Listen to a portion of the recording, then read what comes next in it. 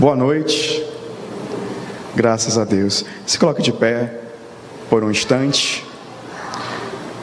Que bom estarmos juntos, que bom louvarmos ao Senhor juntos, que bom nós termos essa felicidade de estarmos aqui reunidos como família, como corpo, como igreja do Senhor, né?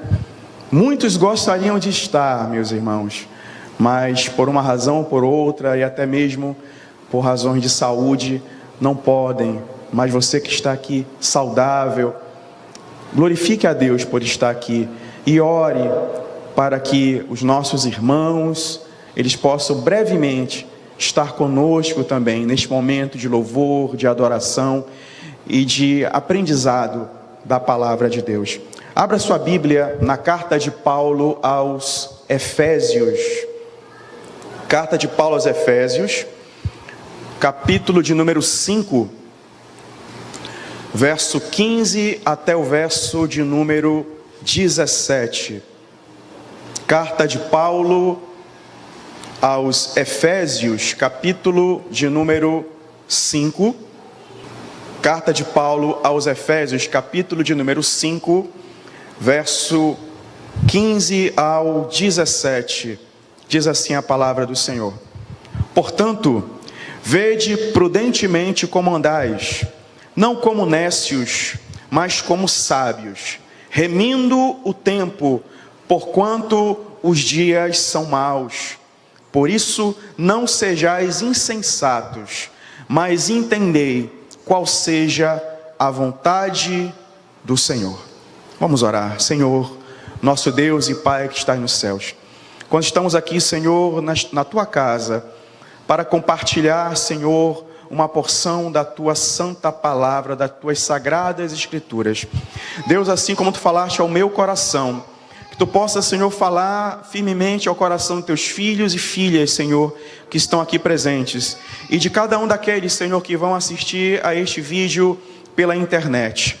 Deus, que Tu possa nos abençoar e falar, Senhor, aos nossos corações, nos trazendo, Senhor, consolo, edificação, Senhor, santificação, paz, Pai, aos nossos corações, em nome de Jesus. Amém. Tome seu assento, queridos. Glória a Deus. Queridos, essa mensagem, ela traz como tema breves conselhos para viver em dias maus. Eu acho que o momento que nós vivemos é uma palavra muito oportuna, porque nós vivemos dias maus. Nós vivemos um ano atípico. Nós vivemos um ano sem qualquer precedente para a vida moderna, para o homem moderno. Começamos 2020 e é natural que quando nós começamos um ano novo, é claro que simbolicamente, quando há a passagem de um ano para o outro, a gente tem o hábito de fazer planos, nós temos o hábito de renovar nossos planos e até mesmo renovar perspectivas na nossa vida, ou até mesmo na nossa família, ou até mesmo em nossa igreja, né, nesta passagem simbólica de um ano para o outro. Quem poderia imaginar que nós começaríamos 2020 e o ano terminaria em março? Porque eu considero que 2020 terminou em março. Porque do final de março, início de abril, nós não tivemos mais um ano. Nós praticamente paramos, o mundo inteiro praticamente parou por 4, 5 meses. E estamos retomando ainda as atividades nesse tão falado novo normal, de uma nova realidade que nós ainda temos que nos acostumar, de uma nova realidade que nós ainda temos que nos adaptar e estamos aprendendo a conviver. Conviver com a máscara, conviver com o álcool em gel, conviver com todas as medidas de distanciamento social para o nosso bem, para o bem do próximo, com a capacidade das igrejas de cultos reduzidas, outros lugares onde ainda há bastante restrições. Então estamos aí vivendo nesse nosso 2020, contando os dias para uma nova virada simbólica para 2021. Mas me chama muito a atenção, meus irmãos, que é evidente que nós, como cristãos, estamos sujeitos a tudo isso. Nós, como cristãos, nós não temos uma isenção especial. Nós, como cristãos, nós não temos uma espécie de protocolo diferenciado em relação às demais pessoas. Não, nós estamos sujeitos a vivermos e a passarmos por aflições, a passarmos por problemas neste mundo. Eis a pandemia. Quantos de nós perdemos parentes? Quantos de nós passamos por problemas e dificuldades, apertos, tormentos e aflições nesse período? Seja você cristão, crente ou não, nós estamos juntos passando por essa pandemia. Mas o interessante é que, enquanto que para o mundo é um momento de desespero, enquanto que para o mundo é um momento de ansiedade, é um momento de depressão, é um momento de desesperança, para nós como cristãos é um sinal de que Ele está próximo. A pandemia ela só vem a confirmar e confirmar mais uma vez a palavra profética de Cristo, quando Ele fala que nos últimos dias nós passaríamos por tudo isso e muitas outras coisas. E este é o sinal. É o fim? Ainda não, mas é o sinal de que o Senhor está próximo. Então, o que é um sinal de desesperança, o que é um sinal de aflição para o mundo, para nós cristãos, é um sinal de renovação da nossa fé, de renovação nas promessas do Senhor, de renovação na palavra do Senhor, e é um sinal de que Ele está às portas, porque Ele vem.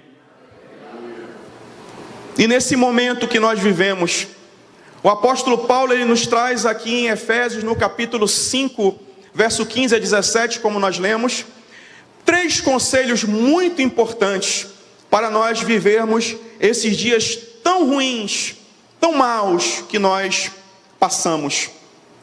O primeiro conselho está no verso 15, e você pode permanecer com a sua Bíblia aberta, por gentileza, para acompanhar. Então o verso 15 nos diz assim: portanto, vede prudentemente como andais, não como nécios, mas como sábios. Eu gosto do tipo de pregação expositiva, meus irmãos, porque a pregação expositiva faz a gente enxergar coisas que pregações textuais ou pregações temáticas muitas das vezes nos fogem à vista. A pregação expositiva ela vai por trecho, detalhe por detalhe, esmiuçando a palavra. E olha só o que Paulo ele nos ensina numa frase que aparentemente é uma frase tão simples, mas olha a profundidade de sabedoria que o apóstolo Paulo traz para a gente. Primeiro ele fala assim, vede, ou seja, observe, examine, fique ligado, fique atento. Ele fala, prudentemente como andais. Prudentemente, outras versões trazem acuradamente.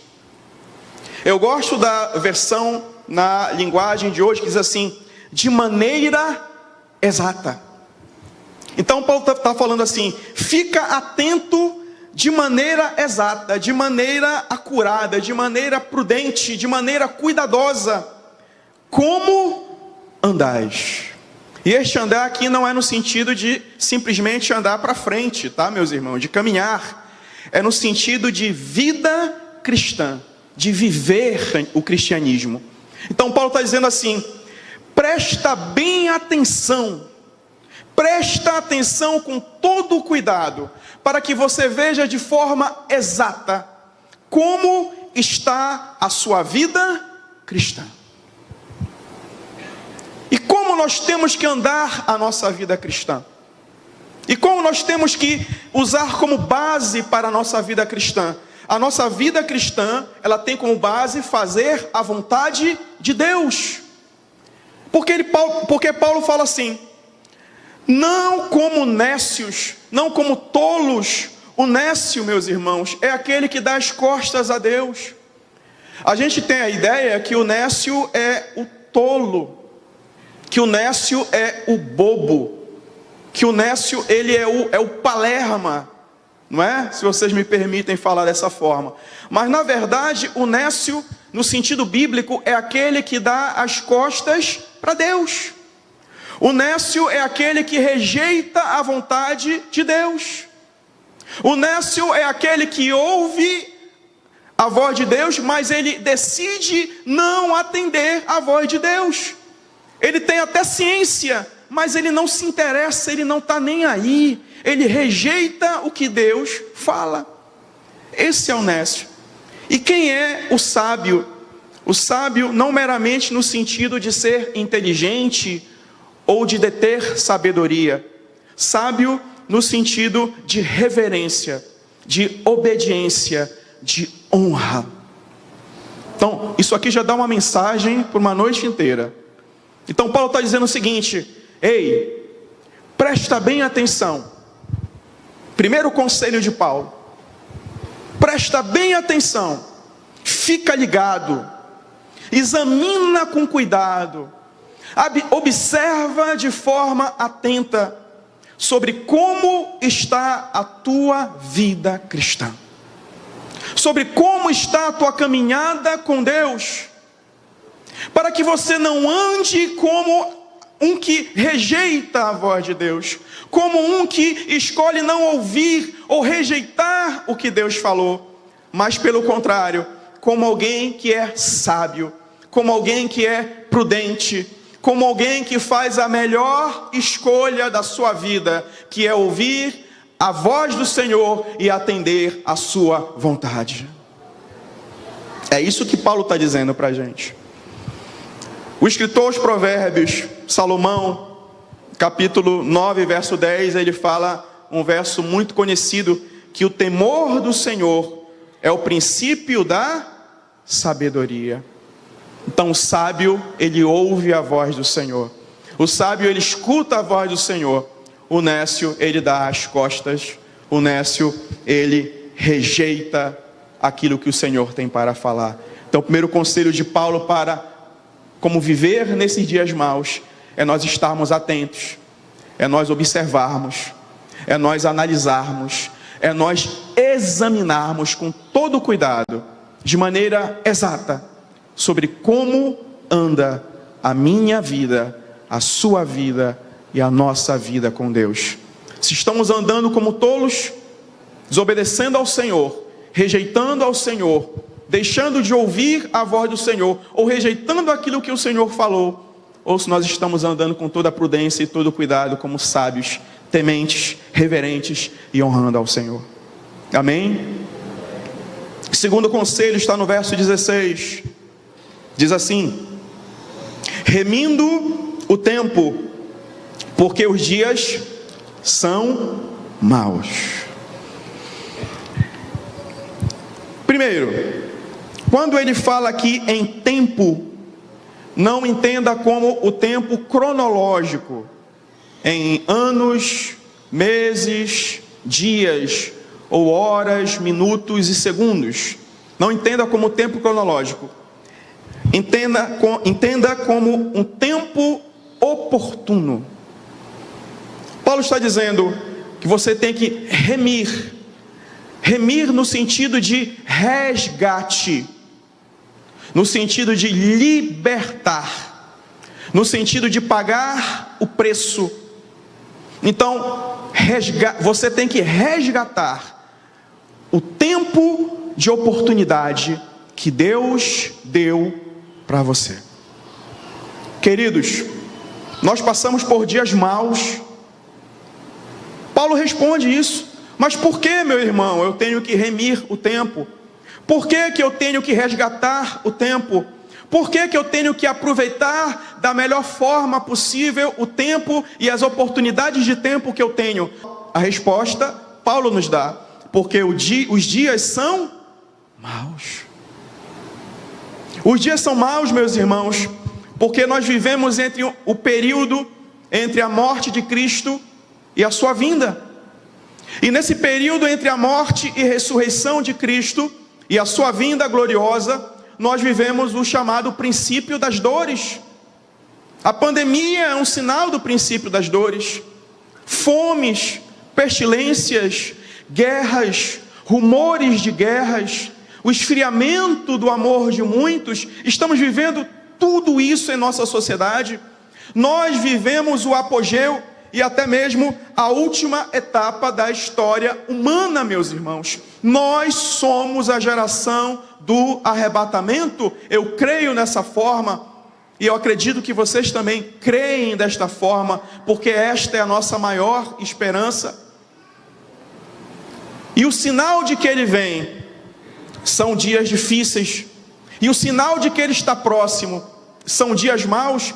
Então nós não podemos perder tempo com coisas fúteis, nós não podemos perder tempo com coisas banais. Então Paulo está dizendo, olha, não perca tempo com banalidades, não perca tempo com coisas que não te edificam, não perca tempo com coisas vãs. Não, pelo contrário, você deve resgatar o tempo oportuno que Deus lhe deu. Se você ora, ore mais. Se você canta, cante mais. Se você evangeliza, evangelize mais. Se você jejua, jejue mais. Se você procura viver uma vida em santidade com Deus, procure então mais santidade, porque os dias são maus. Assim diz a palavra do Senhor. Então, o primeiro conselho, que nós possamos andar como sábios e não como nécios, que nós possamos observar a nossa caminhada cristã com todo o cuidado, para que nós possamos andar conforme a vontade de Deus.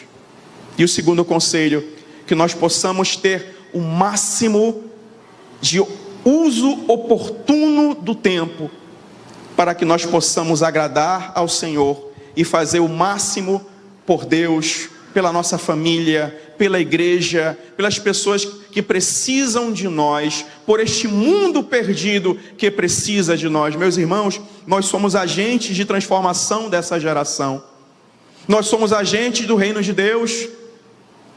Nós vivemos neste mundo, mas nós não somos deste mundo. Eu sei que é uma frase muito falada e é uma frase muito batida por pregadores, mas é verdade. Nós somos do céu. A nossa cidadania é celestial.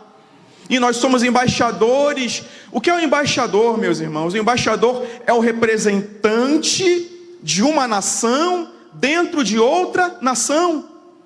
Você já parou para pensar nisso?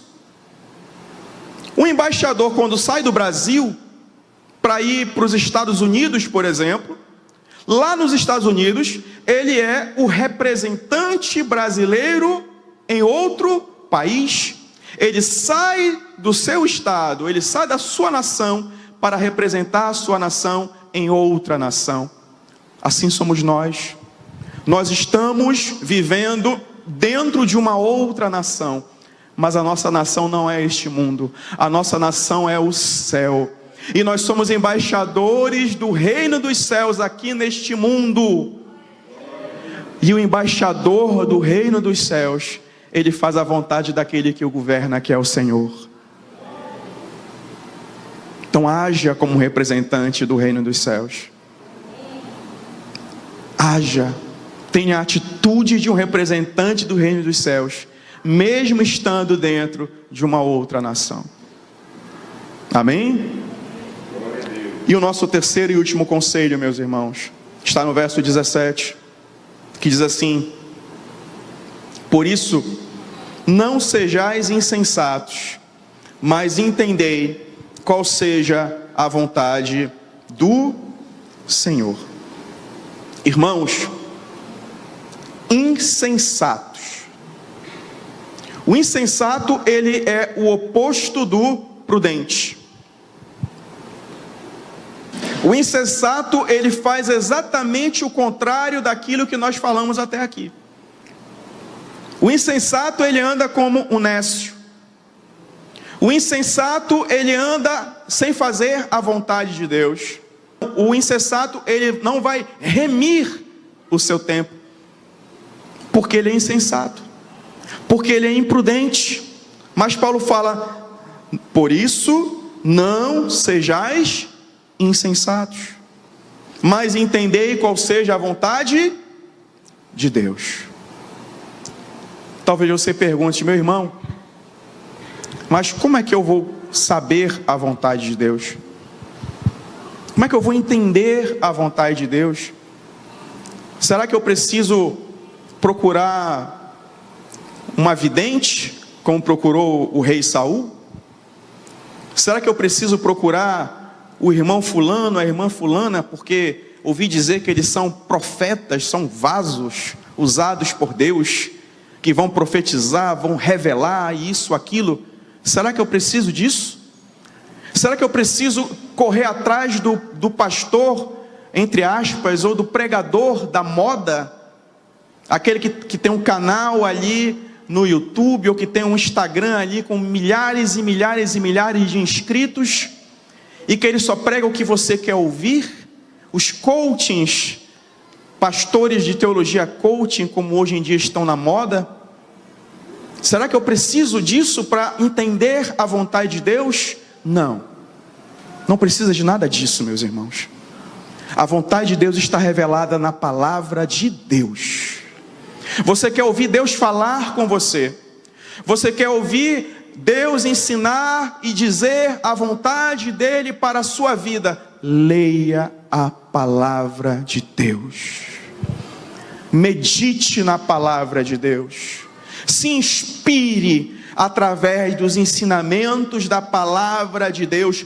Tudo o que você precisa saber, toda a vontade de Deus para a sua vida e para a minha vida, para as nossas vidas, já estão reveladas na palavra de Deus, neste livro maravilhoso, neste livro poderoso, que é a palavra de Deus, que é a arma do Senhor para a vida do crente. Eu acho muito bonita, eu acho maravilhosa a analogia que o salmista, no Salmo 119, verso 5, ele fala, quando ele diz que lâmpada para os meus pés é a tua palavra, e luz para iluminar os meus caminhos. Você já parou para pensar por que ele fala que lâmpada para os meus pés é a tua palavra? É até meio estranho, né? Eu vou associar a palavra de Deus com os meus pés? Entenda a analogia para você também glorificar o nome do Senhor. Naquela época, meus irmãos, não havia nada disso. Não havia essa iluminação aqui maravilhosa. Não havia o botão do interruptor que você clica e acende a luz. Já existe até alguns aplicativos que você aciona a luz com a voz, né? Você fala e a luz acende, a luz apaga. Hoje em dia você tem uma lanterna portátil na palma da sua mão, que é o aparelho celular. Mas na época de Davi não tinha nada disso. Ou você saía durante o dia, ou você ficava em casa à noite por conta da escuridão. E era uma escuridão tremenda, não havia um único poste de energia, meus irmãos, era só a luz do luar. E quando havia a lua cheia, quando não, era o breu, a escuridão, denso e permanente até o sol raiar. Então, quando alguém precisava sair de casa, eles pegavam pequenas lamparinas, pequenininhas, e eles iam caminhando com essas lamparinas à frente.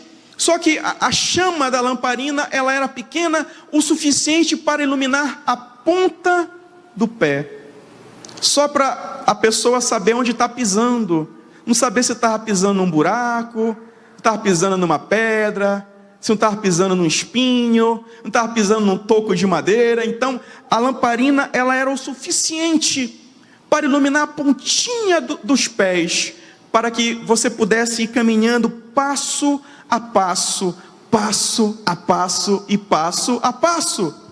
Isso me ensina que a palavra de Deus, ela é suficiente para mim. Ela é suficiente. A palavra de Deus, ela ilumina da medida certa para que eu possa caminhar. Isso me ensina que a palavra de Deus, ela ilumina para passo após passo, então ela ilumina o passo direito, e daqui a pouco ela ilumina o meu passo esquerdo, e daqui a pouco o passo direito, e assim por diante. Ou seja, cada passo que eu dou na palavra de Deus, eu caminho pela fé, porque eu não sei o que o próximo passo vai me revelar, mas a palavra de Deus é suficiente para trazer luz para a minha caminhada, e luz para a minha vida cristã, assim como para a sua, meus irmãos. Isso é a palavra de Deus. Então a palavra de Deus, ela é suficiente, meus irmãos, para iluminar os meus passos, para iluminar a ponta dos meus pés, para que eu não possa vacilar neles. Assim a palavra de Deus, é ela que nos traz toda a revelação sobre como viver em dias maus e sobre como entender a vontade do Senhor.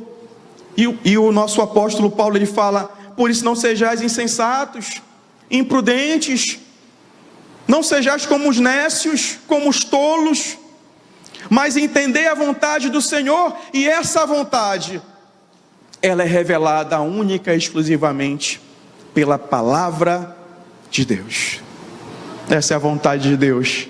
Se eu posso dizer, ou se eu posso enumerar, isso seria um resumo pequeno daquilo que Deus quer para as nossas vidas. E por fim, meus irmãos, que nós tenhamos profundidade na palavra de Deus, como o salmista no Salmo 119, ele fala que guardei a tua palavra no meu coração, para não pecar contra ti. Como o jovem purificará o seu caminho, observando conforme a palavra de Deus. Queridos, que nós possamos ter profundidade